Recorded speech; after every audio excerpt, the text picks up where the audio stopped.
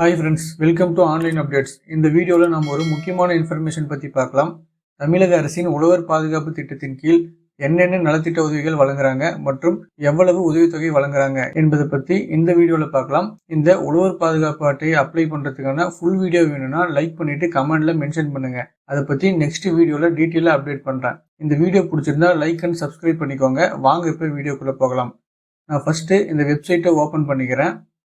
இந்த பேஜில் அப்படியே கீழே ஸ்க்ரோல் பண்ணிங்கன்னா விவரங்கள் மற்றும் உதவித்தொகைன்னு இருக்கும். அதில் ஃபஸ்ட்டு திருமண உதவித்தொகை.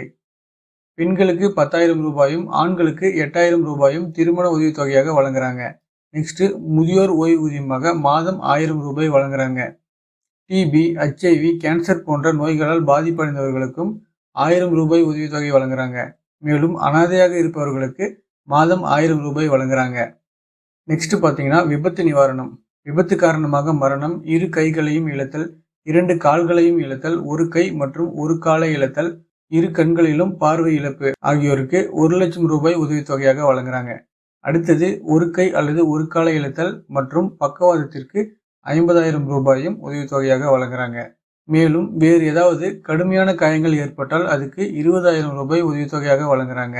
நெக்ஸ்ட் இயற்கை மரணத்திற்கு 20,000 ரூபாயும் ஈமச்சடங்கு செலவுக்காக 2,500 ரூபாயும் உதவித்தொகையாக வழங்குறாங்க. ஓகே ஃப்ரெண்ட்ஸ், நெக்ஸ்ட் பார்த்தீங்கன்னா கல்வி உதவித்தொகை பற்றி கொடுத்துருக்காங்க.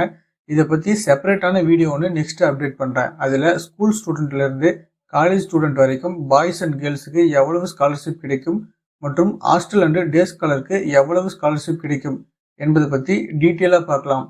ஓகே ஃப்ரெண்ட்ஸ், இந்த மாதிரியான யூஸ்ஃபுல்லான கண்டென்ட்டை நீங்கள் குயிக்காக பார்த்து தெரிஞ்சுக்கணுன்னா நம்ம சேனலை சப்ஸ்கிரைப் பண்ணிக்கோங்க. பெல் பட்டனை கிளிக் பண்ணிவிட்டு லைக் பண்ணிக்கோங்க.